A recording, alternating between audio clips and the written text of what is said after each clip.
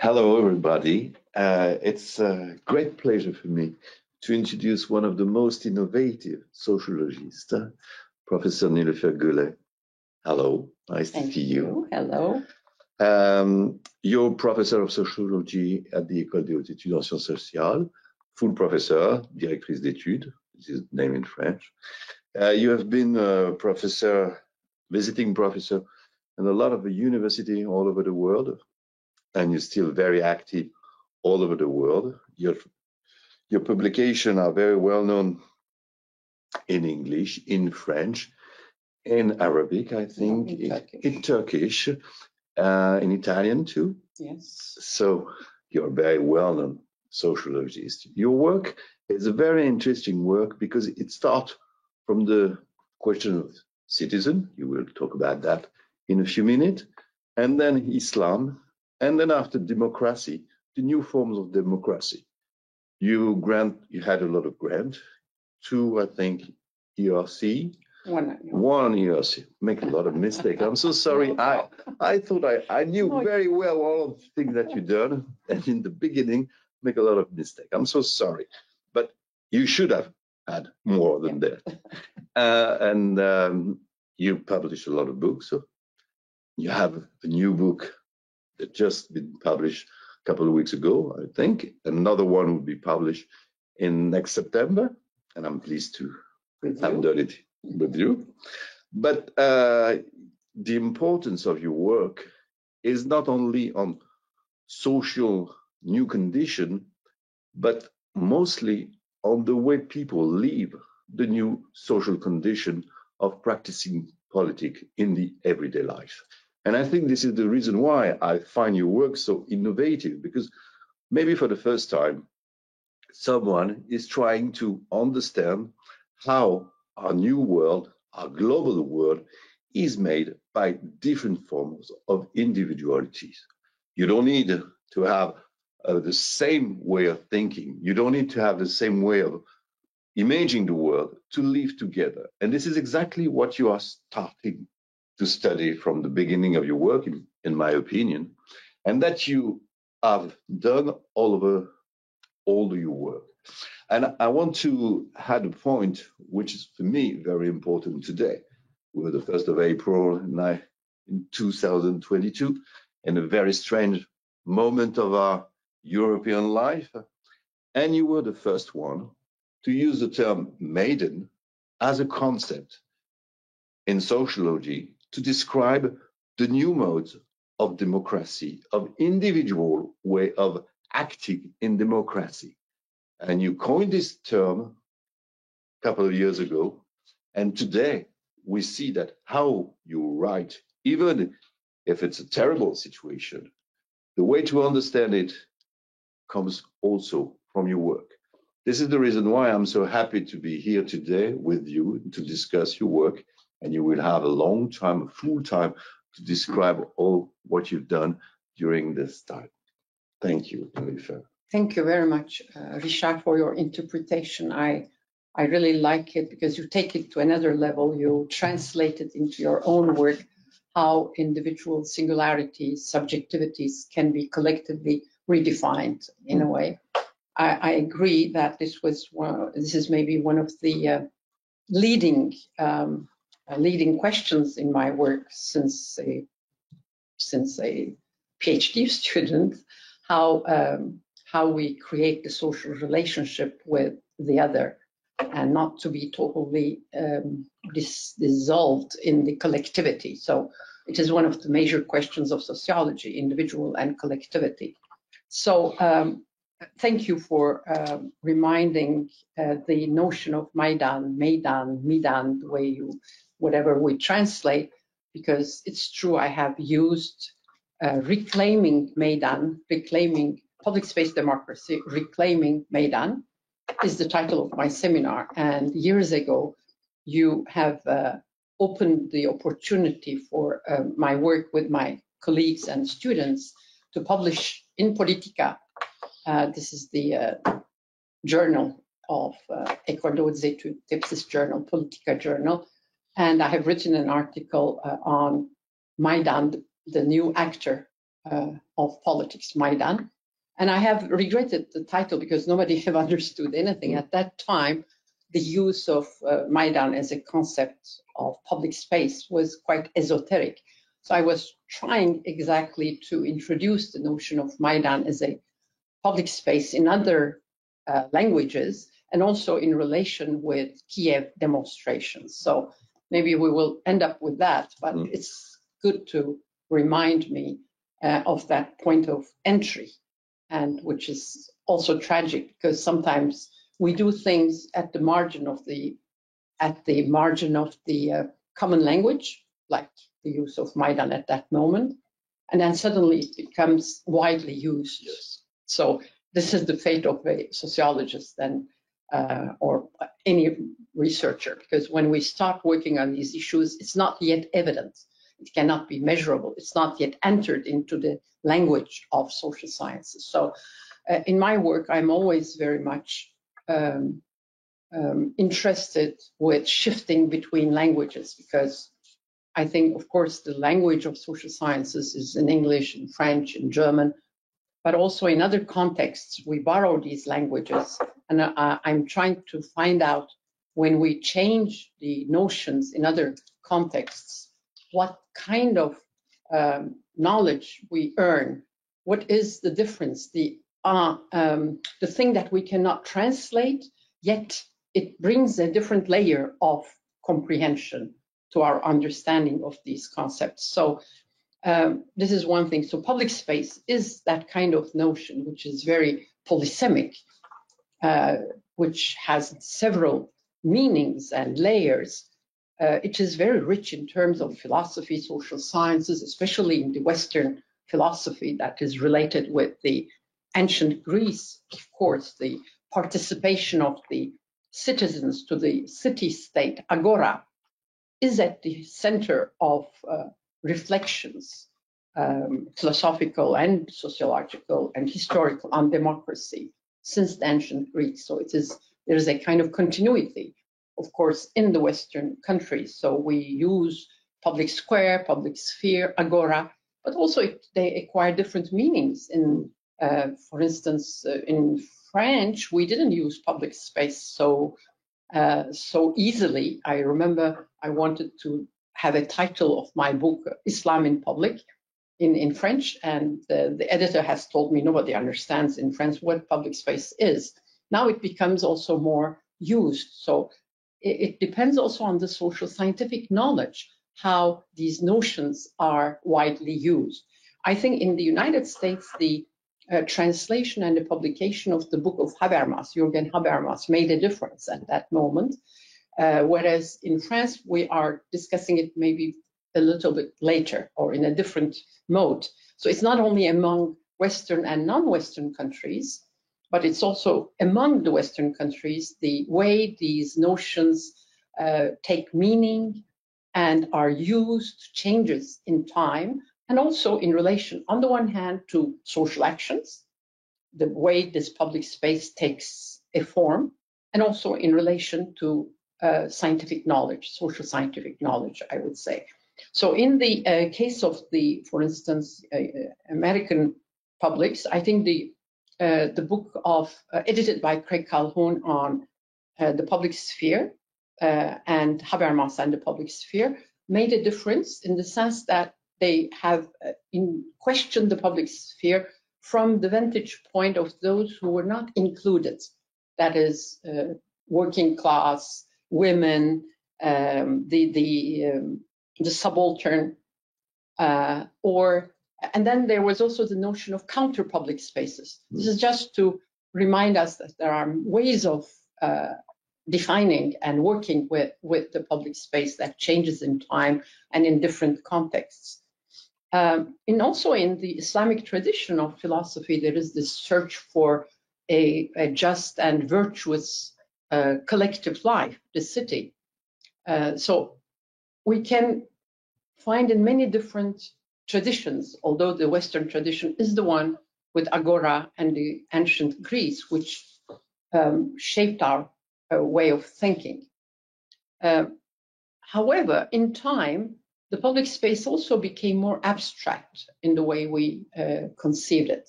Because when you see the work of philosophers working on the ancient Greece, like Jean-Pierre Vernant, they always defined the cité in a defined place, a confinement.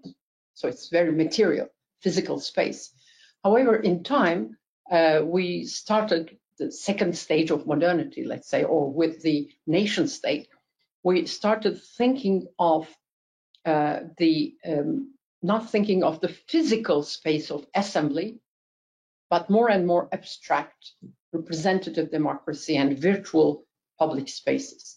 So the moment I was developing my work, I think the social sciences were divided in relation to public space. On the one hand, we found urban studies and art historians working with the material aspects of that, of the public space. And on the other hand, we had philosophers who were working more on the issues of communication, more procedural democracy, and related with citizens and debate, let's say, but not in the material sense. So there was a kind of split. And my work, so I would say, started exactly as you said with the question of Islam, because question of Islam in the end of the 80s, almost everywhere, it was, for me, there was a social appearance of Islamic actors, let's put it that way, in the sense of Hannah Arendt, that is, how the actors make themselves visible in the public sphere. So that issue of appearance in the public sphere of a new actor, it was very interesting, very important for my work. At that time, Islam, the phenomena of Islam, let's put it that way, was basically studied in terms of the seizure of state power because of the Iranian Revolution. And so political mobilization and the state transformation of the state.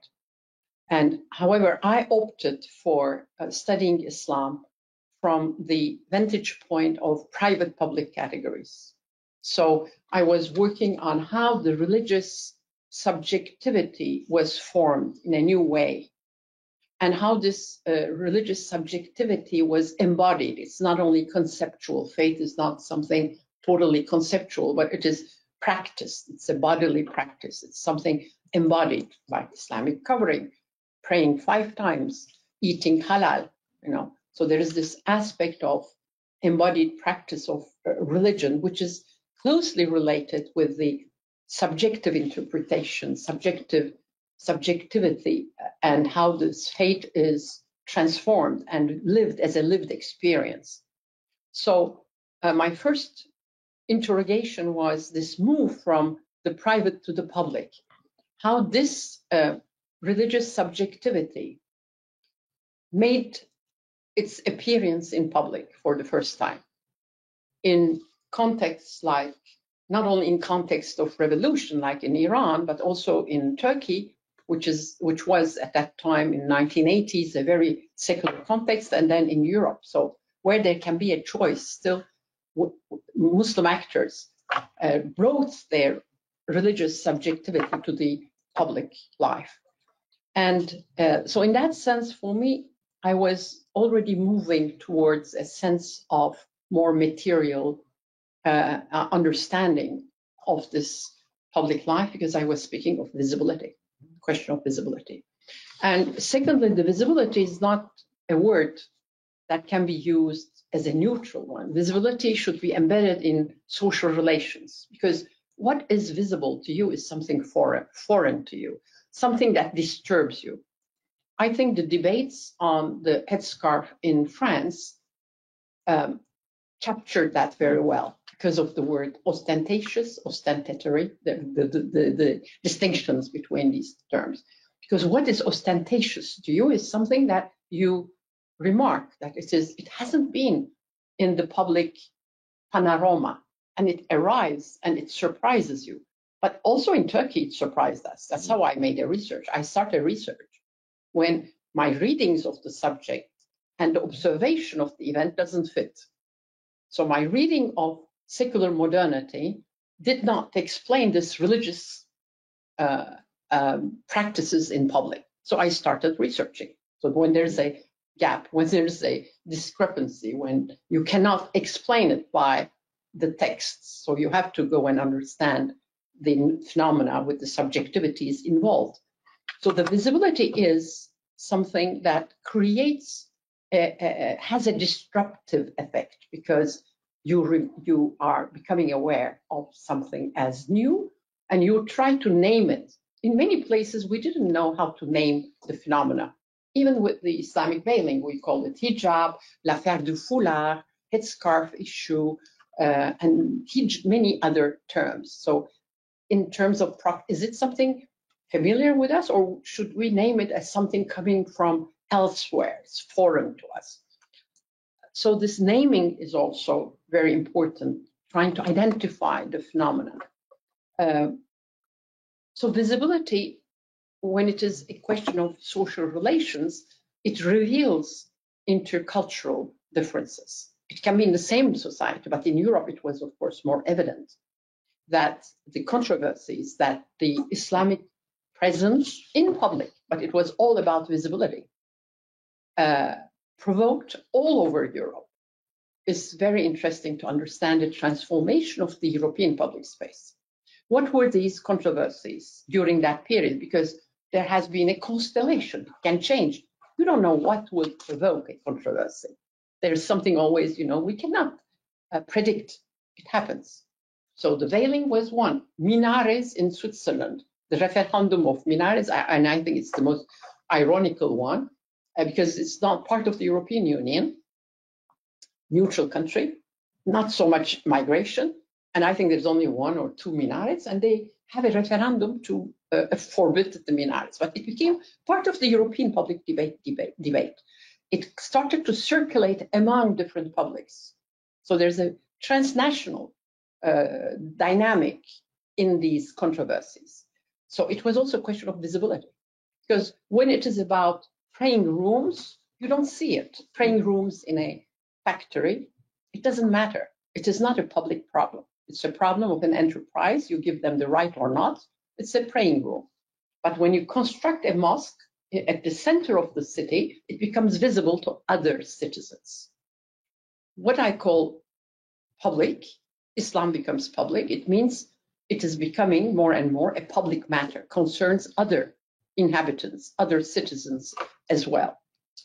So controversy is a way we can say it creates an interface between those who are not familiar to each other, different social groups.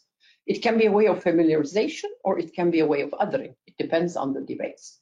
So this is all about the research that I was trying to follow with new ways of understanding the Islamic phenomena in European publics, which brought me to a new understanding of public space. Now, just a pause, because I don't want to develop the question of Islam, but I want to develop the question of public space. First, I was more putting the emphasis on the notion of mahram, this intimate space in Islam. What is this meaning of covering when you are in the public? What is this call for the religiosity in the public sphere? What you are trying to, what is not transparency? It's against transparency in a way, or a kind of a new grammar of sexuality for women. While they are in public, they are not accessible. Sexually, they are forbidden. Let's put it that way.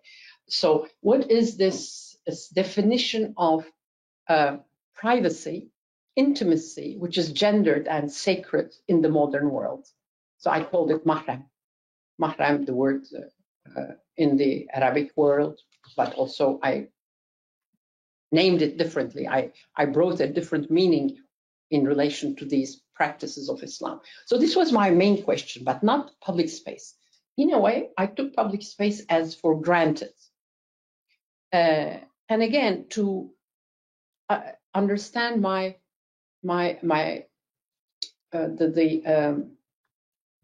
field in which I was moving on, I was coming from social movements perspective. I'm I'm a student of Alain Touraine, so I have been with social movements, and social movements program has helped me to understand the public space from the feminist point of view, because it's the feminist movement who has brought also this question of private and public into our attentions. The feminist movement who changed the borders, frontiers between subjectivities and public life. Personal is public.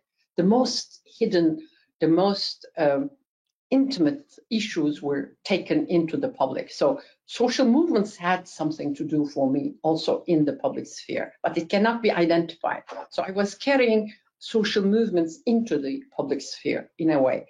And secondly, I was trying to understand the public sphere as maybe defined by Arendt very much, that is making yourself visible to each other, but also uncertainty, the question of uncertainty with Claude Lefort, because there's a kind of experience, experimental public sphere, because there is a kind of interaction going on among actors, and there is a place for uncertainty. We are living in a democratic country. That Claude Lefort would say, democracy allows you for uncertainty. You do not stabilize and answer all the questions. I think now, to finish with that chapter, in the public spheres of Europe, we try to put an end to the experimentation, to uncertainty with a lot of laws, forbidding and regulating, without giving maybe more importance to the experimental quality of the public sphere. Second chapter. It's only with the advent of protest movements all over the world, but starting with in the 2010s, Tahrir Square, Arab Spring, Taksim and Gezi Park in Istanbul, 15M in Spain. It's all over the world. Gilets jaunes in France, and EuroMaidan in Kiev, just to select some of them that I said there is something that I have to add to my understanding of public space. So I put the focalization, like the gravity of my work from more personal, religious subjectivities of the actors to the public space as such. Because as if I was still in considering public space as something given, as a container. Although, of course, I was saying that with the coming of new actors, Muslim migrants, religious, we need to rethink about the public sphere, about norms. What keeps us together? What are the common norms? When I say it has a disruptive effect, because it brings on the agendas new values, new norms. We question our way of thinking about the laws that are not written, like you go to the university without the headscarf. It's an unwritten law, or the college or the high school. But now, with the protest movements, I said there is something really new happening. So that's also the sociologist. Always we are interpellé, I like the French word, questioned and by the events. I will come to the events, by the society. Societies, we can never predict the society. So I shifted my seminar, coming to École, why I'm so grateful, I might say, to this institution, because we have this capacity of turning our seminars into a research, into an investigation seminar. It's not already finished, polished language, polished knowledge. We use that polished language, but we also want to push beyond the boundaries of that established knowledge. And it's always this questioning that gives us this freedom of changing our subject matters, but still with the same problematic. So my seminar on Islam in public, all kinds of things we can follow for a decade now, it became public space democracy and Maidan movements. Said from the beginning, Maidan movements. So I shifted my seminar, and one of the first international conferences we organized, with your help, with Yves Cohen. It was on public space democracy. We have invited many people from all around the world, including Ukraine and Brazil and Turkey and many places. And Yves was insisting that we should always invite activists and artists. So we were doing it really not only with the researchers, but also with the activists and artists. And it was like a forum. We didn't understand where we were going, but it was like a forum, that international conference. And then I think I convinced also some of my colleagues to work on this, with this notion of public space and democracy. So I'm very grateful to you, but also Yves Cohen and Sandra Logier, that we're going to write a book together. We have written a book, yes, publishing a book. And also this also made me understand that public space cannot be approached by one single researcher, by one single discipline. We need to bring together, as the image of public space itself, it's so multifaceted that we need to bring many disciplines together to understand the, I will call it the emancipatory potential of the public space.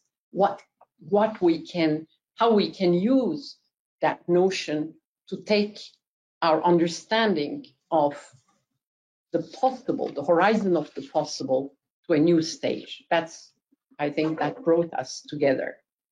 Now, let me say some more sociological observations on when I go to the reclaiming public space. Why reclaiming? Because the first thing I started to understand progressively, that the public space, as I took as an ideal place for freedom of expression and freedom of assembly. Let's put it in the most elementary form. Freedom of expression, freedom of assembly, or like open space and equal access of citizens didn't exist anymore. So it is not the ancient Greece, but it's not neither the first modernity or whatever you call it, nation state modernity. So public space has been transformed under our eyes, and maybe we didn't take enough consciousness. We haven't put it enough maybe into words that we were losing public space, or I was trying to find words, erosion of public space or corrosion of public space. What I understand by that, so that's why there's a reclaiming public space. It was no longer an open space first because of the privatization going on. There's no more open common spaces, but more and more privatized. I think Saskia Sasken's work in global cities give a lot of understanding of the transformation of these cities. Second aspect, some of the features that helped me to understand that public space is shrinking, retreating, or losing its vitality with democracy and citizens. That's surveillance. We are under surveillance techniques all the time. And the state of exception of Agamben is like for every country, not only for those who are under severe regimes, but also in advanced countries. Now all this surveillance and state of exception is prolongated. It becomes almost natural. COVID is one example. Terrorism is another example, and now war. And another feature is very important that sociologists have worked a lot is about urban segregation, gated communities, because the city life normally is the place where strangers meet. It is stranger sociability, as Michael Warner would call it. And I think it's very important. Any person who comes to the city, his first experience is anonymous life. And there has this sense of liberating effect of the anonymous life.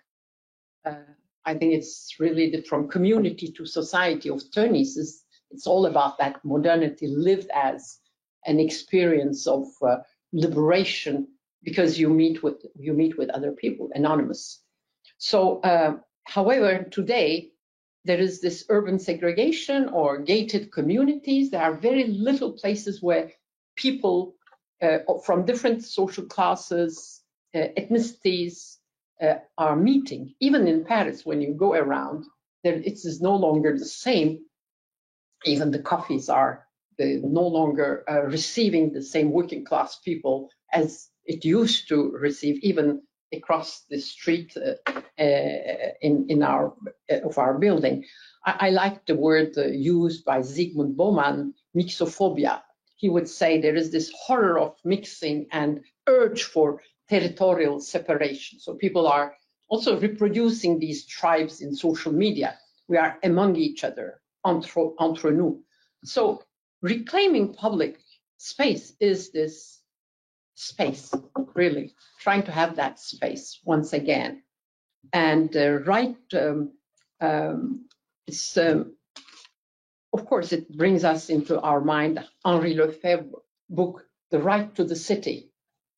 So the right to this, le droit à la ville. So it's a call for inhabitants of the cities to become citizens. I think we have forgotten it. Urban life on the one hand and politics on the other. So the right to the city is a way of combining philosophy and urban democracy together, in a sense. So these are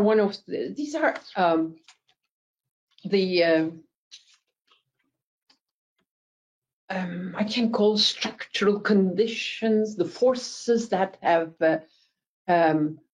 affected public space, and there's a kind of retreat of public space from our lives. Maybe COVID gave us the consciousness of the most elementary forms of public space. Okay, the most elementary form is the street. You go out of the home, you go to the streets, you take public transport, you go to your working place, and then you go out with your colleagues to a coffee, and then you have leisure time in theater room, in movies. All this very elementary form of living, experiencing different public lives, we were deprived of it. So I think it gave us the importance of the public space. Although we replaced it by Zoom, I think it's never the same. And it's a Zoom meaning that the private life, the private sphere, the home became the place that tried to absorb public space in a way. All right. So public was taken into the home. So reclaiming public spaces, again, I would say being aware that one cannot be fulfilled as a person. Maybe you will think about the self-realization, how we can realize ourselves outside home, outside the family relations, but also with those that we do not know, those who are strangers, who are the others. Let me say why the words are important, because we use public square, agora, and Maidan. They go to different cultural traditions. And by the way, there's a very important film on Maidan 2014, a documentary film of Sergei Loznitsa on the revolutionary moment, the occupation at Kiev. And the word is Maidan, right? It's so interesting, Maidan.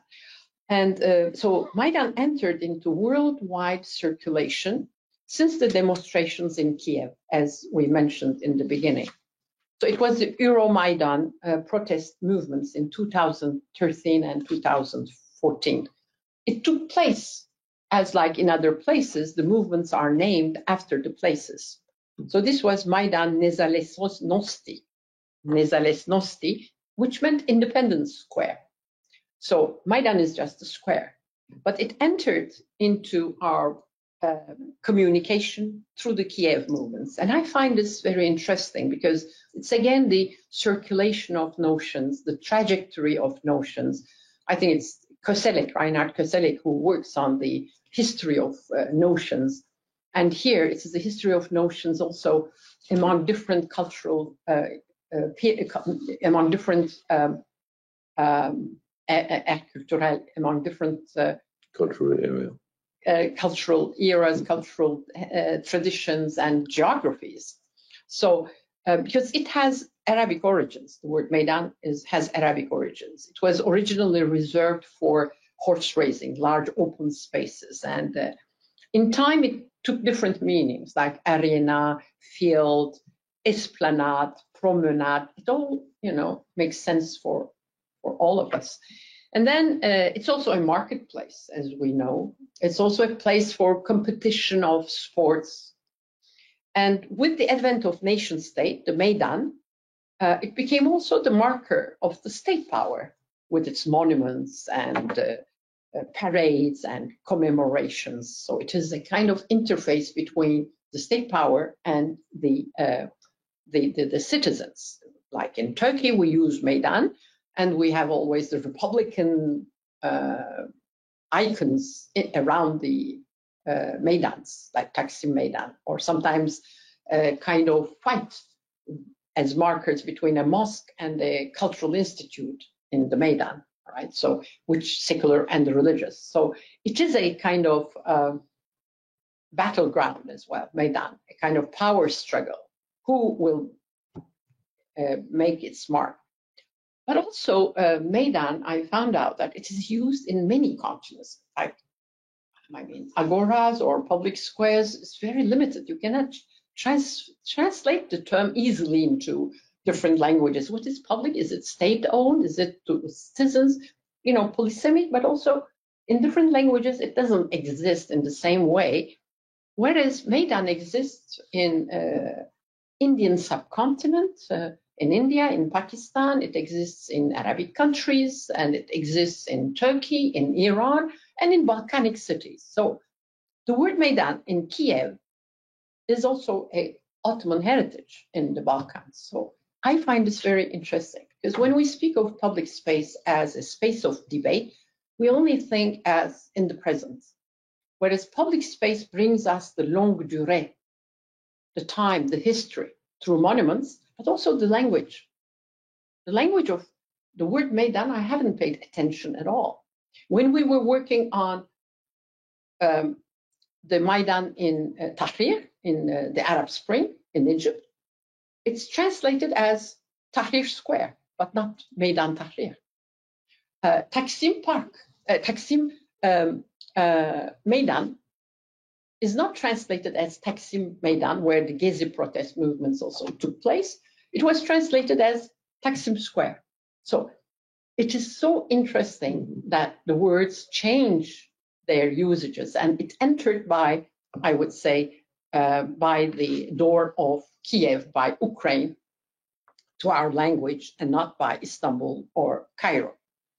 So there is the hidden folds of history that are carried by the words that we were not paying attention. It was so familiar with us, the word Maidan, that we didn't bring it into social scientific language neither until it entered by the Kiev protestations. So that is one point. Maybe from the point of our institution, I would like to speak with our colleagues, Werner and Zimmermann, who has spoken about connected histories, for instance. So how the common words carry connected histories, all right? Ottoman legacy in Kiev, and the same words are maybe referring to suppressed yet connected histories. Some features of another very important feature of public protest movements that is related with what I'm saying is East-West connections. We used to look at democratic imaginaries always in basically stemming from the Western culture as role model. Even the word revolution, I realized that we always compare it with the French Revolution. This is a good revolution, this is a real revolution, and then there are others who are, maybe trying to be a revolution, but it cannot be considered as a revolution. Whereas for the protest movements, it stemmed from places outside the West as well, besides first from the Arab Spring. So there was an unprecedented connection of Eastern and Western impulses, demonstrating that, I'm quoting Jeffrey Alexander, an old colleague of mine, demonstrating that the tide of democratic thought and action is hardly confined to Judeo-Christian civilizations. He was looking for global civil society formation. Jeffrey Alexander, well-known sociologist. I pay tribute to this because he understood that there was something going on, which was also changing the hierarchies of the global world in terms of the center of democracy as the West and the others with different political regimes. These movements, in spite of the differences of the political regimes, they brought many important similarities. That's very important. One is also assembly, the question of assembly. It's not like a manifestation that you have a parade, you demonstrate and with like party movement or with a trade union movement. But it's assembly is that you are meeting in a place, it's face to face. And you are not only occupying, but also you are habitating the place. I think this habitation of the place is very important. Let me say a word for roundabouts, because all these movements are remembered by the places, that Tahrir Square, Taksim Square, and even the Wall Street occupation movement. But there is roundabout that was the most, I think, ingenious, in a way, because we are in a country where the public places have a very important, imposing history of protestations, La Place de la République, for instance. And they, instead of occupying the central places with beautiful monuments and with historical legacy, they have occupied les roundabouts, les gilets jaunes. I find this unbelievably intriguing and interesting, very, very creative. First, in a very centralized state, society, they have totally decentralized the movement because you have so many roundabouts. And people who are working on it empirically tells us that there are so many different ways of occupying habitation and so on. So first, this decentralization. And secondly, this very hideous place, because a roundabout is anonymous. They go around, they have to slow down the circulation, and then they created cabans, the cabans, and they started living together, sharing their lives together, sometimes marriages, sociabilities came out in a place. And then we have many, many elements. They brought under attention to the public attention a periphery, peri-urban life of France that was totally dismissed. So there is this element of social appearance, of actors, of a place where we have totally suppressed. They brought it together. There are many other things to say. But so we shouldn't take it as secondary, because roundabouts, they turned it into a public space. Okay? Roundabout became the name for public place. So at that moment, I understood even more radically that public space, reclaiming public space is also, it's what actors do on the public square. They have turned a place into a public space, right, with their assembly. So habitation, I said, is very important, because to ensure occupation, acting and living together, being together, protesters have to accomplish mandatory daily responsibilities. You have a lot of daily responsibilities to occupy a place, to ensure security, to build barricades, boil water in the case of Kiev, because it's even in the roundabouts, it's so cold, how you stay together. So you have to boil water, bring all these big heavy materials, and take care of sick people, injured people. So there's a kind of normal daily life taking place. It's not like any occupation or demonstration. There's something going on during the occupation that is transformed into their primary residence. They changed also what is home, what is private and public. They brought their private lives into the public sphere. That's, again, it's the other way around. and the separation of activities between working hours, family life, and political engagement ceased. The Maidan became the home of its inhabitants, its occupants, the place where they camped, where they slept, where they created a new family. Let's call it a place of their social appearance as a community of citizens, staging. Secondly, that I find very interesting, I called it unlikely social encounters.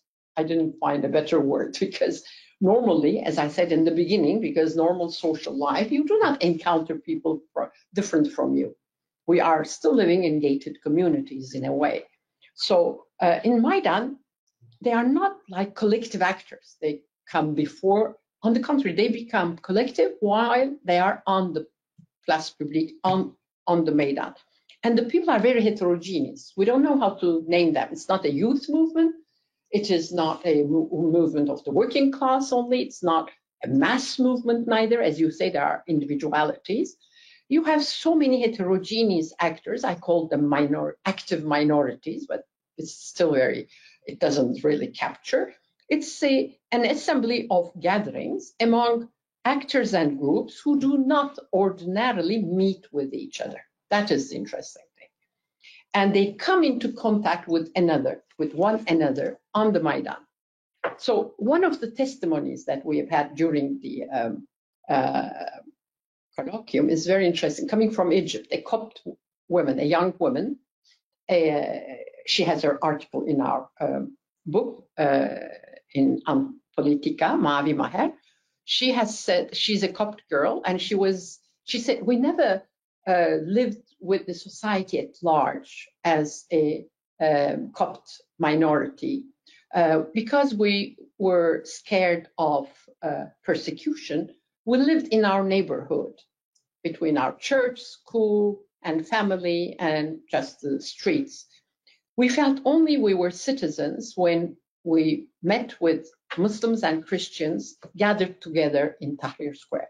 And it's a very moving testimony, and she made films. And she said, nobody can take us that feeling for the first time. So it is encountering with the other. It enables this assembly is also the encountering of differences that polarize these countries. In the case of Turkey, it was Turkish and Kurdish people, but it was religious and secular people. But it was also football fans with homosexuals or other sexual minorities. And they had to change their language because they had to, football fans have a different kind of language when they address to sexual minorities. But they were together in the Maidan, and they had to take away the hurtful language from the other. The respect was very important for these movements. Now, this brings us at a more conceptual level. This brings me to the philosophical tradition of social recognition as it is located in the social struggles. Not social recognition from the state, but it is located in the social struggles. That is, Axelonet would speak about social struggles as the location for social recognition. And even if we move more, it's Charles Taylor who would speak about recognition is essential for self-realization of individuals that are only formed intersubjectively. I think now it is this encounter with the other. It's not only something, we are together between football fans and others. It is this intersubjective recognition. Intersubjectivity as a condition for social recognition is very important. So already we are here in the prefiguration of a different kind of social relationship that authoritarian regimes do not want. Exactly. So it's something very important. Do we have time? Can I continue? Yes. Or I have to go quickly, I think. No, you have time. Atmosphere. In these places, we create an atmosphere. There's an atmosphere. I was jealous a little bit because there's a big difference between those who made part of these movements of occupation, who were on the Maidan, and those who are not. jealous of the fact that I didn't feel that transformative effect on my body with the others, on my skin, because it's a sensorial, very important sensorial experience. Those who were on the public square, they shared the same atmosphere, the same sensorial aesthetic that results from audible, visual, olfactory, tactile experiences. It's not only about discursive practices, it's about sharing the same atmosphere. It produces a kind of aesthetics of recognition among those who occupied the place. It is our colleague, Barbara Carnevali, who wrote about this phenomenon of atmosphere. This recognition, she would say, emanates from sharing the atmosphere that has a kind of ontological independence and spatial autonomy. So one enters the place and one finds oneself caught in the space. She's very right. I've heard and seen that everyone who made part of this Maidan, they would speak about this experience they can only share with those who shared that atmosphere. So it has this capacity to produce a force of emanation, a power to captivate those who enter and doesn't want to leave the place. That's why they don't go back to their homes, but they occupy. It's not all political. They found a sense of intersubjectivity and share of this atmosphere. So the atmosphere in the Maidan, we can also define as the tear gas, suffocation, the wood fire, the smell of the wood fire, but also the expression of feelings through a repertoire of actions like sacred chants or other kinds of songs that convey collective joy, or on the contrary, when there are people who are injured or deceased or dead, the whispers of mourning. So I think it will be very interesting to make a kind of trying to bring all these elements of the atmosphere that created a kind of shared social recognition among social actors. The coming to another level of transformation that is very important for us, you and me, sociologists and anthropologists and psychiatrists, is the definitions of self and collectivity. I think this is the most interesting aspect of these movements, is that they are not trying to go beyond their heterogeneity, singularities, subjectivities, but trying to be an I'm quoting you, in the collective. Or how did you put it? This relationship between subjectivity and collectivity. The individualities refuse to submit their identity to someone else's. The collective is expressed through the claim of an I that actually means we. And I find this very important for sociology, because we are always dealing with the category of individualism and collectivity. And we think of being in collective as going beyond our individual differences and creating a feminist movement, nationalism, or a religious movement. So it means always going beyond your individual identities and singularities. So here, they're obliged to rethink about the ways we think of being in collective. And these movements has shown that there is this transformative experience of self in collectivity. So it's both a kind of personal empowerment and transformation of society.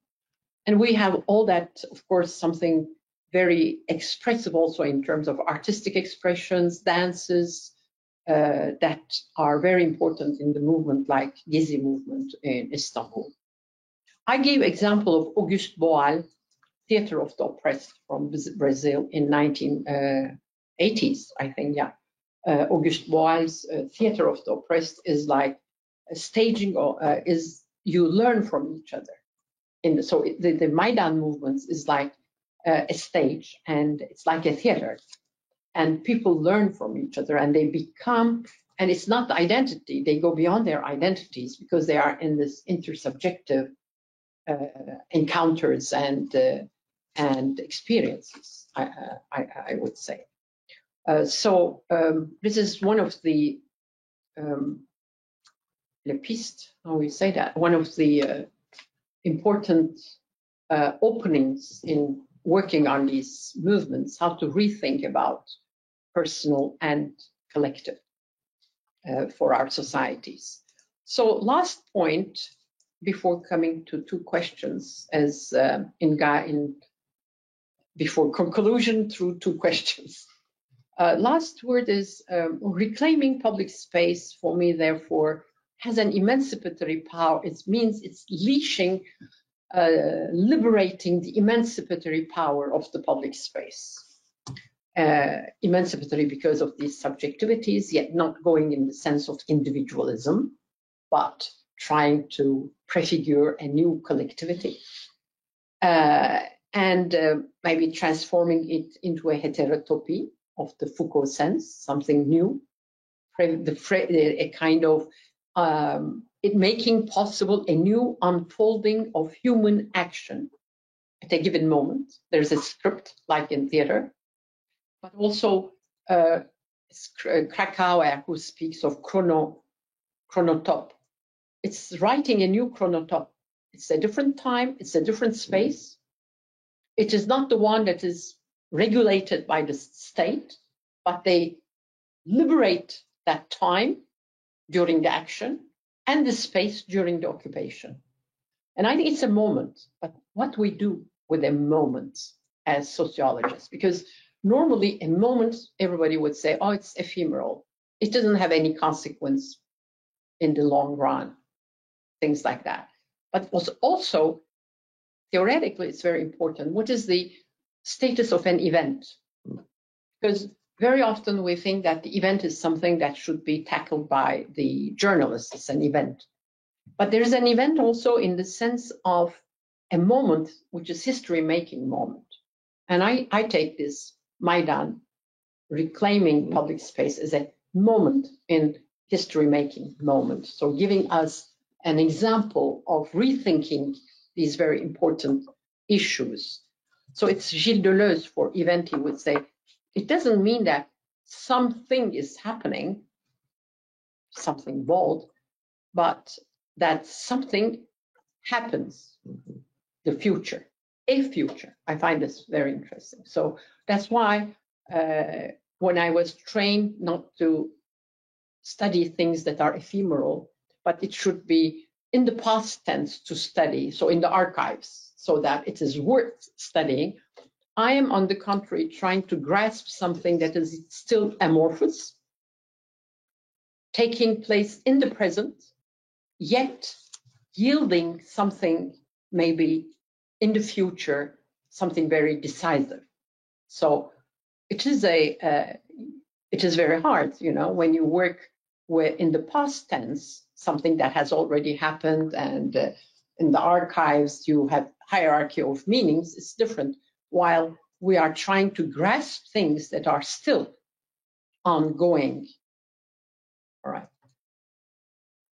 So the conclusion is by two questions, one conceptual, one political. Going back to agoras, the ancient Greece. Cornelius Castoriadis locates the germ of democracy in the Athenian democracy and the creation of a public space. He would speak about the public space in the Athenian democracy, and the germ, meaning that although it is no more there, he's also thinking of maybe more direct democracy. But for me, what is important is not the notion of direct democracy, but the germ. The germ, meaning that it is subject to recurrence and it can be reactualized in different times and contexts. So one of the questions is the return of the agoras, the reclaiming Maidan, reclaiming the public spaces. So the return of the agoras and the Maidans in contemporary societies, do they relate us with the modern pre-modern ancient forms of assembly and collectivity, right? So it's rather a critique of modernity. So rather than thinking in terms of linear historical steps or continuity with the past, maybe we should be aware that there was a rupture, and now we go back to the pre-modern forms of assembly in Maidans and in agoras, and to rethink in the contemporary age of being together, being in collectivity, making forms of society, I would call it, alternative forms of society. That's the germ. Okay, I find it very interesting, that question. And it means going back to the physicality of public spaces, embodied actions, materiality of social agency in a digital age. When everybody was asking me, oh, you are working on internet, on virtual spaces, on social media for the last 20, 30 years, in a way, I avoided that. It doesn't mean it doesn't play a role in these movements. It plays a very important role. But for me, it is the coming back to the, not the metaphorical, but the material space. So it creates a kind of going back and reactivating the germ of the pre-modern Maidan and Agora in the contemporary world. Second question is more political, I said, because there's a very shared writings that these movements didn't leave any, didn't have any impact. They are so ephemeral. It's like an happening, and then they because they couldn't organize themselves, they didn't have any leadership. It's exactly like our colleague Yves Cohen has written, they refuse leadership. And you explain why they refuse leadership, because they don't want to let their identities to someone else's. So there is a different kind of connection between individuals and collectivity. So they would say they haven't had any representativity. They are disappointed by representative democracy. They are trying to have these direct democracies, which is a chaos, and it doesn't function. So there is nothing to, it's not worth working on these movements. One can reverse the question and ask, I don't have answers for neither the first nor the second, maybe a little bit more for the reverse the observation and ask, what is so troublesome about these movements? What is so disturbing about these movements that in many places the state power intervenes with a disproportionate use of power? And in many countries, political power used excessive repression, police violence, criminalization of protesters, military power. You cannot have any assembly today in Egypt, in Turkey, in Cairo, in Istanbul, in many other places. It became an endangered space for both intellectuals and activists and artists. Public space is not a welcoming place. We had the maybe most important movement of Gezi, and since then it's regressed. It's a space which is endangered. Arab Spring followed by military power. But we can go back to Tiananmen. Tiananmen Square protest, that we didn't have maybe the heuristic tools to understand that this was the first public space democracy movement.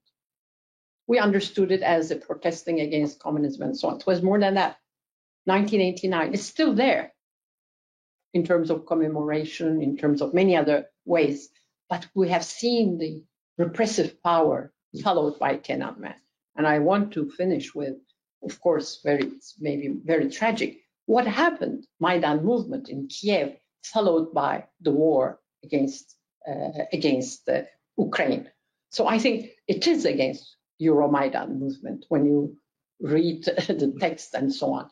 And now today they would say in the internet and social media, everywhere is EuroMaidan in Ukraine, that resistance. So it's not only that these movements do not disappear, doesn't have any effect, but because the spirit as they called it for Gezi, or the germ of democracy, can find new forms, as in the case of Maidan.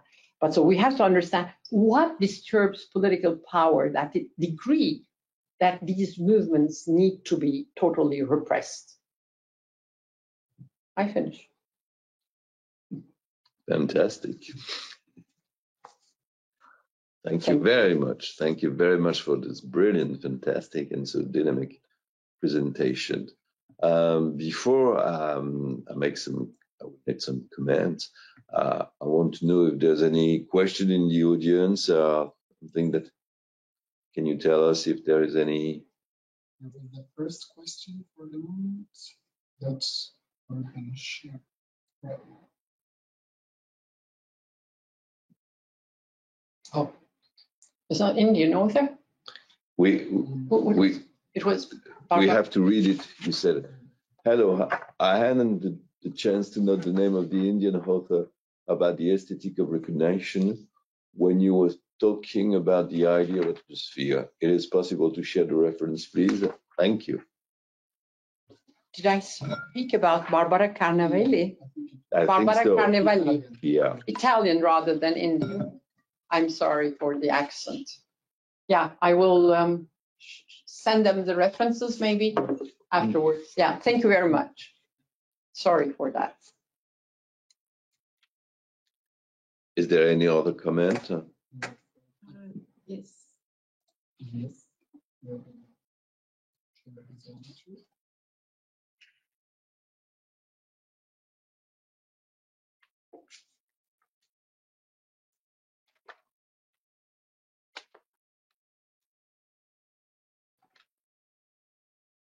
What does Professor Göle think about searching for space in the public space as a claim for democratization and the emergence of populists beyond the difference between East and West?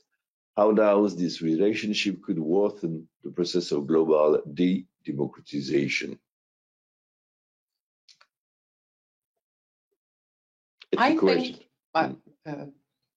if I understood well the question, I would say that public space democracy movements are contemporary with authoritarian movements, and they are really the authoritarian populist movements, whatever we call anti-democratic, or what else we call them, totalitarian. I mean, there are many, again, names, but let's call them populist and authoritarian movements. They want to impose totally one idea of people and excluding the others. It's exclusionary regimes, and there is no freedom of expression nor assembly in public spaces. So that's why public space democracy is so important to understand the importance of the resistance. It is two facets of public space. One is totally in the hands of state power that regulates everything, controls and excludes and penalizes. And the other one tries to open up more, like we call it, horizontal social relations of recognition. Thank you for difficult questions. No more. That's good. So I would add a few comments, Okay, if you allow me. Some are between remarks or question, and we'll start from the end of your talk and then go back to have 8 points. But I'm not sure I will address all. It's the first thing is my last point, because you told us a very new, I think, definition of what is politics, studying politics from the point of view of the actor. I think what you told us is how to study the present without knowing the end of the story. It is quite different from history, where you go to the archives and you know the end of the story, even if you act like if you don't really know the end of the story. Then in your sociology, you really don't know the end of the story. And what is a very good example of this situation is your use of Maidan. who could imagine that your use of Maiden was today so well known because of what happened with this war, which is one of the consequences of EuroMaidan, but not just because of what happened in 2014, but also what happened today because of this kind of resistance is probably the consequence of what happened during EuroMaidan. So this is a quite very new definition of what could be the way of studying politics from a sociological point of view. The point of view of the actors is someone who doesn't know the end of the story is participating to. And this is very interesting. And this is why you need a new concept. And this is how I will try to express my comment with those different points. My first point will be the use of you concept. Not so much, but three concepts for me that are very, very important. Visibility, surveillance, I don't know how to express it in English, but French accent to say surveillance, and reclaiming public space. Visibility, I think it's probably the notion that helps you to make all the link between the beginning of your work and what you are working now. Because visibility is not only what is visible, but also what is not allowed to be visible, which is a very important, and this is how it comes as a concept, because it describes a reality and it helps to understand the reality. Visibility is not just what you see in the public space, but also what you are not allowed to see in public space. So this way of putting something outside social public space is a kind of visibility. In that sense, it seems to me, because as you know, I really appreciate your book on Islam, and that made me think about something. Do we have on the website the title of the book that Nilufer has written? And yes, you got it. Okay. Okay, that's important. Musulman au quotidien. Wow. No? Yes, exactly. Yes, it was a very good book.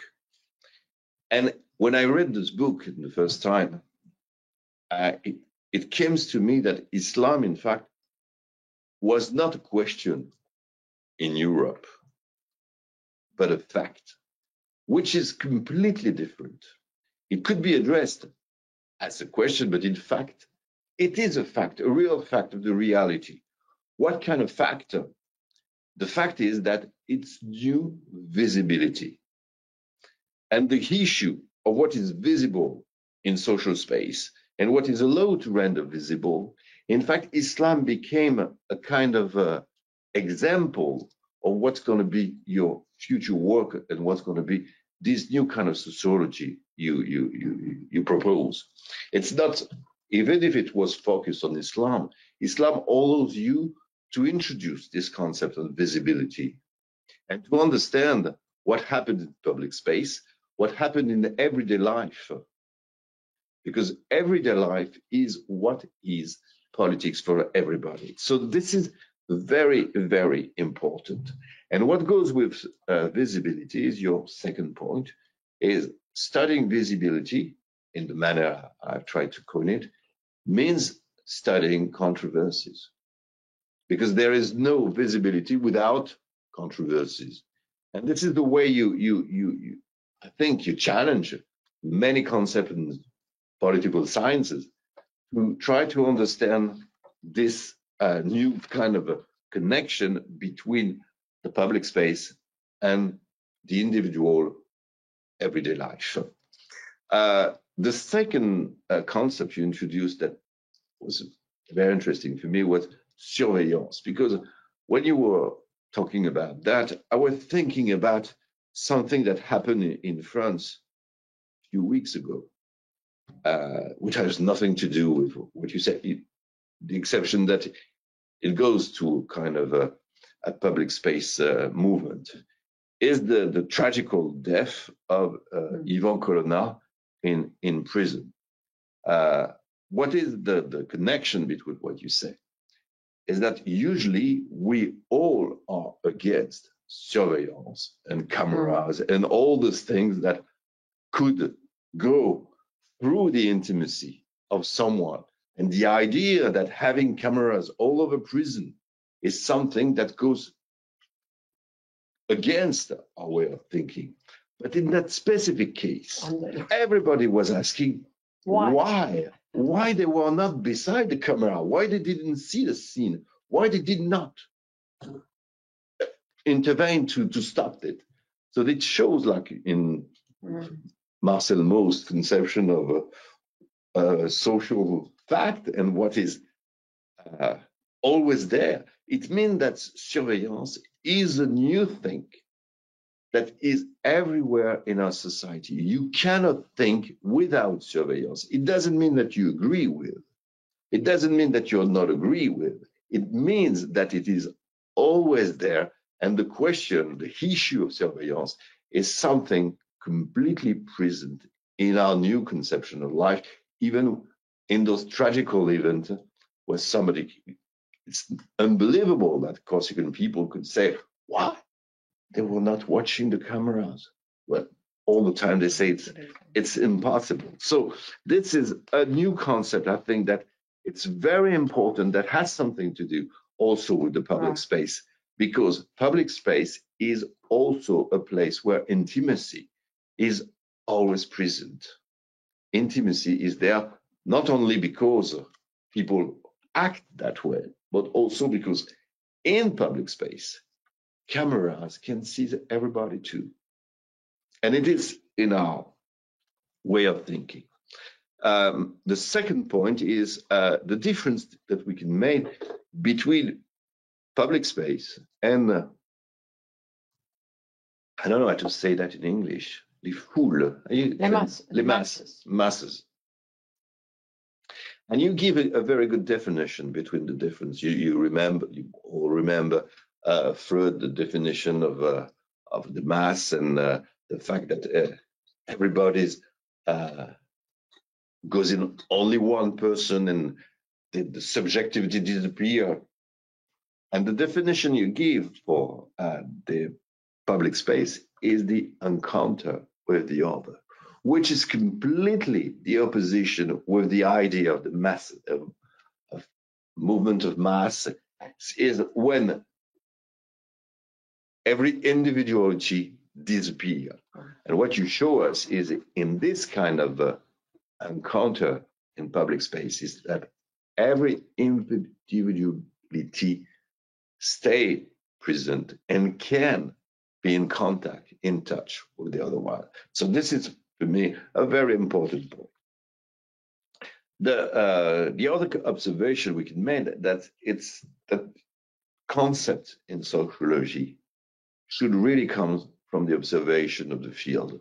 And this is how Maidan is a real concept now, is a real situation, but it's also a real concept. It means that it has a heuristic value that goes much more up, plus loin, beyond the initiative case, and also can describe many other cases with this naming. This is really what a good concept could be. The question I want you to answer is, why did you, in some way, didn't give so much places in your talk to the fact that this movement are leaderless? You said that Yves Cohen has wrote a chapter on that, but before Yves Cohen wrote a chapter on that, I know that you also had made this point. And I think for the people who listen to the talk, it is a very important notion that if you could say a couple of things more on how it is possible to imagine new kind of democracy, new kind of a movement without one leader. It is unbelievable usually. You need a charismatic figure. We are living an election and everybody is asking who is the one who can be the representative of everybody, which maybe is not any more relevant question. We don't need someone to be the expression of the mass. We don't need someone to be exactly what we expect. We just need someone who can do the job. And if you can do the job, that's fine.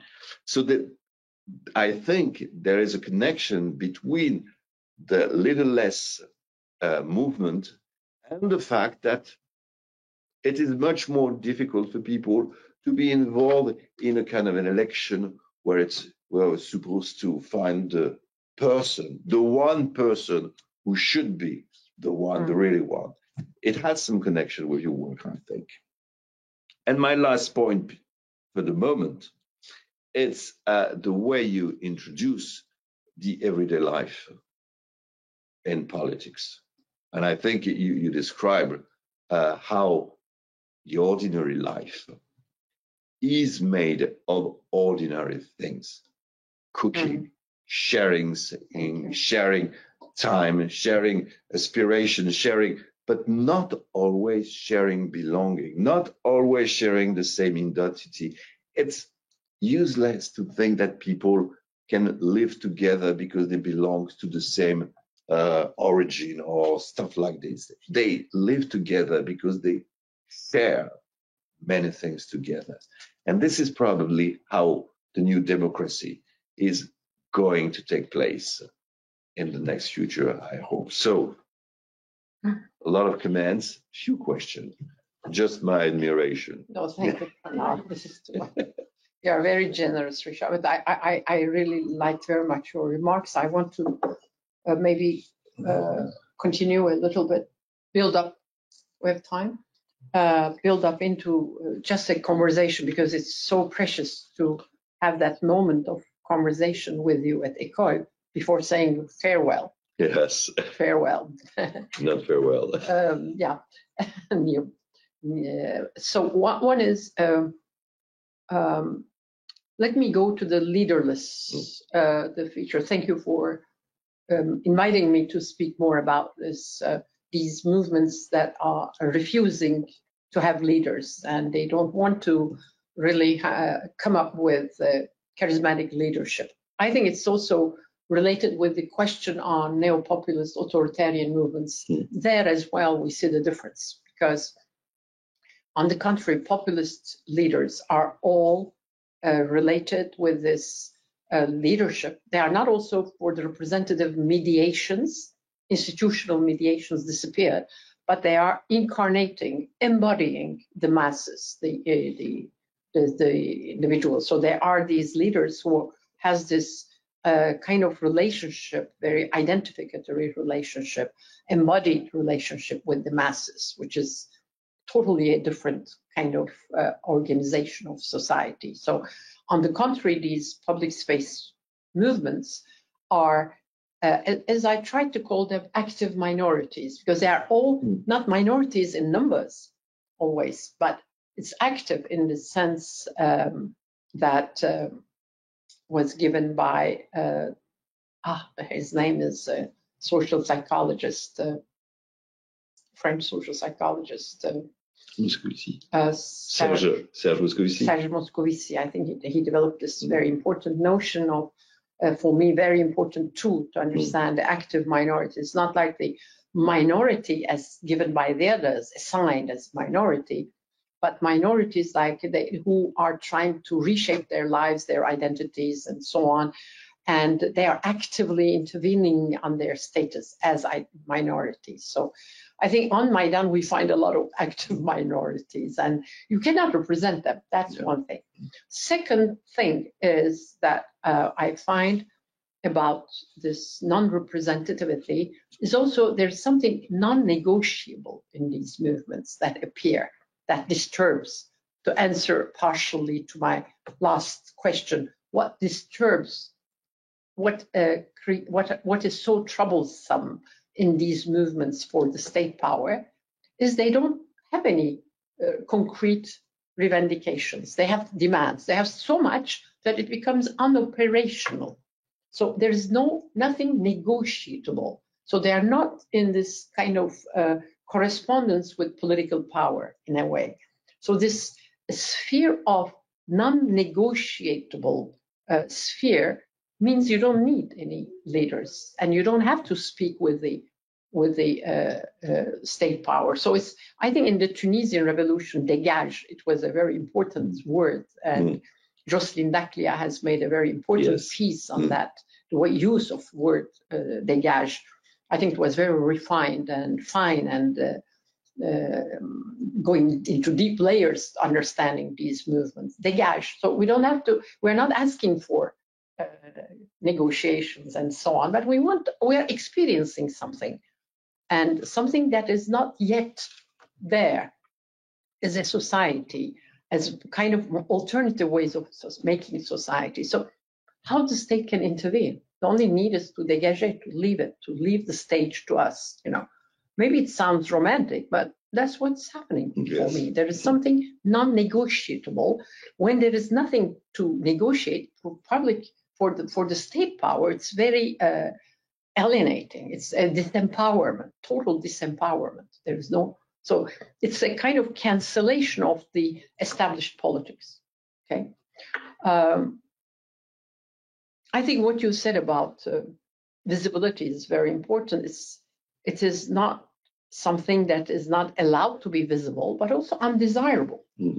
I mean, for the Gilets jaunes, I think it was undesirable. It is not the mirror of the French society. Doesn't see itself like that. You know, we were not aware that we have totally left all these social groups that are periphery, not les banlieues, but periphery, urban, peri-urban spaces without any sociability. So they were the car, the image of the automobile, the car. I think is so interesting because, you know, it reminded me again of the icons of modernity. The car, it was like the freedom. It's like cigarettes, smoking, you know, it's freedom of the individual. They take the car, they go away. And if you have some social mobility, you have luxury cars and so on.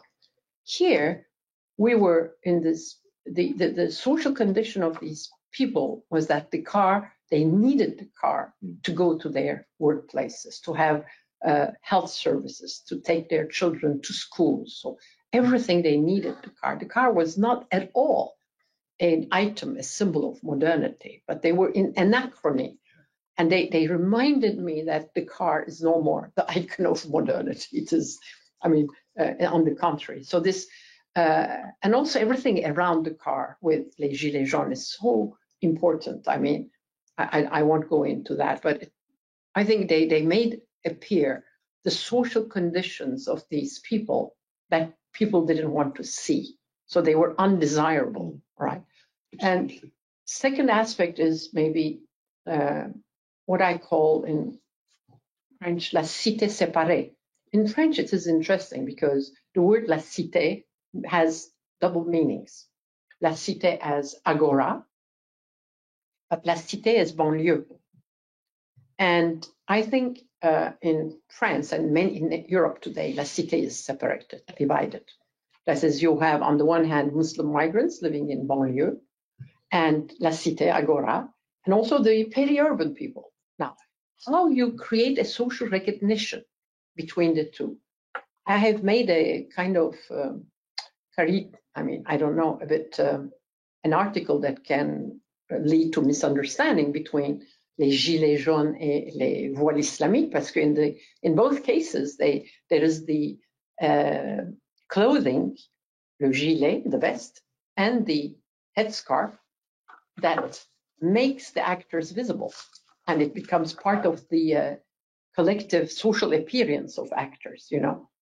But the issue is how we live in the same society, in the same, under the same national community, same public space, and they do not recognize each other. Is there any possibility for social recognition between? So separated cité, I think, is very important. So and in both cases, they bring forth undesirable visibilities. And in both cases, they are anachronic. One is considered as the case of Islam, anachronic with progress, feminism, emancipation, animal rights. So going back to medieval ages, but also les gilets jaunes is considered as anachronic with the sensibility for environment, because they need their car and so on. So I think there is also this issue that any actor, now I'm the sociologist speaking, they are not given credit as an actor. They are not legitimately recognized. From feminism on, I mean, I can give many examples. You know, they are used by words like very depreciative words in the language to speak about actors. Any visibility that disturbs, that is not desired, that shouldn't be seen, also are rejected in our language as illegitimate actions and citizens. So it goes far away. You made me think about the surveillance. Yes, you're right. We should think more about that issue of surveillance. And I think we all participate willingly to be surveyed since terrorist attacks, when you take the flight and so on. With COVID was all about surveillance, about our health and the surveillance of social distance and social encounter. It's also a kind of irony of history that we said we don't want, I mean, modes of address are determining the forms of civility. And one of the arguments against the full headscarf was to say in Western civilization, the face is very important for social recognition. And we found ourselves in public space with face masks for 2 years and a half. So, I mean, these are irony of history. I don't want to go further than that. But thank you very much for your remarks. Do we have any comments from the... I just want to add something, because you told us about the double meaning of city. Mm-hmm. And what is funny that you may be aware of that in the university, Paris University, one of them was called Paris University, and then the government say you're not allowed to have this name because Paris University, you're not the only one, so you have to find another one. And they found another one. It's called Paris Université, Paris-Cité. A lot of students doesn't like that because they think about cité, not about the agora. It was only the first meaning that came to their mind. We have to make chic again. Yes. Maidan is exactly the heuristic concept. Thank you very much, because it needs to be a heuristic concept. Yeah. That's what I tried to make it. It's not only related with a given movement and place, but how we can get rid of our automatisms in the language, in the use of language, and rethink again. So add layers of knowledge. Same with la cité. Yes. And when we shift to French, then agora is la cité, but la cité is not always the Greek la cité. It can be la banlieue. Exactly. So. Exactly. And your last point was so important. This is so important to study all this movement, because the repression that happens on them show how important they are. Yeah. How it's new kind of politics did not deserve those major repression they had in every country. So this is a question. Well, more than a question, this is an issue. Yeah. Issue that we should carry on working on it. A new question. You want me to read it? I think you have to. I have to. So thank you very much for this very interesting talk. 2013 Gezi movement Turkey seems to have inhabited public space as a tool to practice and visibilize intersectionality, advocating together for a mutual cause affecting different visibility minorities. As you mentioned, we might argue that this movement didn't have influence on or heritage on European or other social movement practice. Since you talk about visibility, global civil society And since one of the main claims of the movement was every place is Tahrir, do you think Gezi gained international public attention, visibility? Was it of its goal? Was it the troublesome dimension of this form of political participation of the public space that prevented its spread? Or was it only the state repression? Oh, good question. It's more than a question. Yeah. It's already a person who works on these subjects and who is very well It seems to be very well informed Yes. and thinking both empirically and conceptually. Yeah. Maybe a student of mine, I would have loved to. But yes, thank you very much. It's there's a lot in the paragraph to think about. First, I would say the state repression was heavy. Still today, people are criminalized and taken to courts, and so it was a traumatic event for all those who participated to Gezi. I think Gezi had an impact on the international scene. Everybody remembers. To my mind, maybe I'm a bit biased, but it was one of the movements, if not the movement, who leashed a creative energy in terms of performance, artistic expressivity, songs, graffitis, humor. I forgot to remind you, the use of humor is so important in these movements.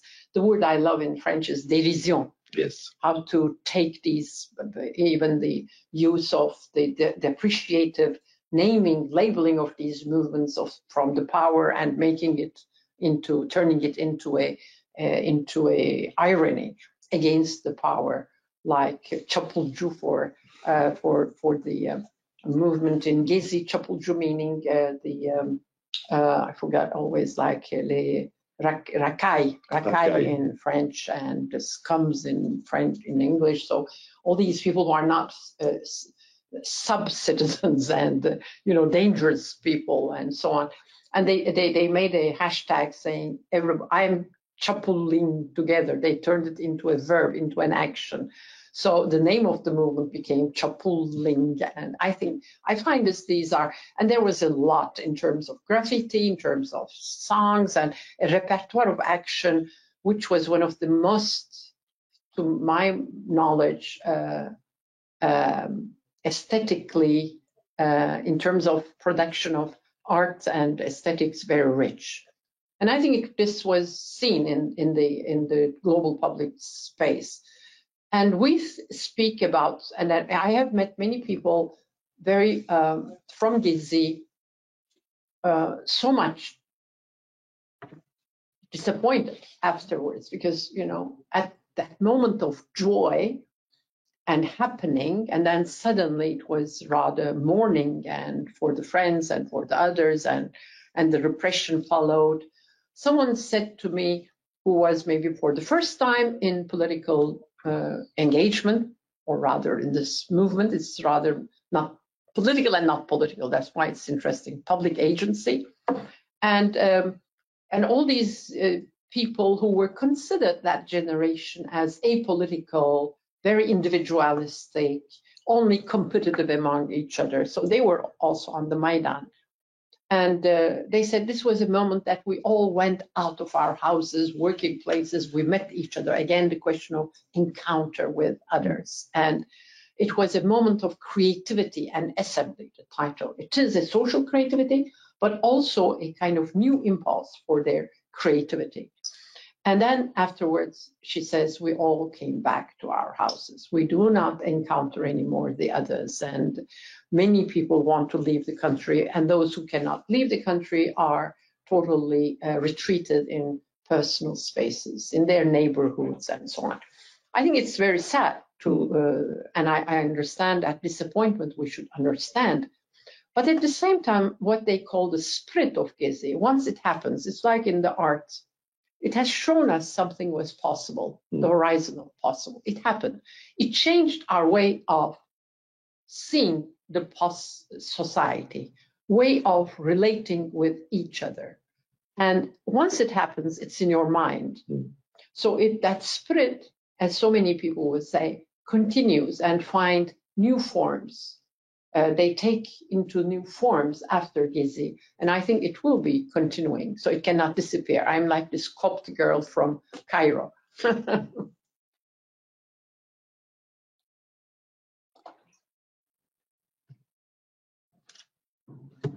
Thank you very much for the questions, for the recording, and for my colleague, my dear friend. Thank you very much for keeping me company, putting my work into understandable and continuing questions with you, I hope. We're going to have a lot of time. I hope so.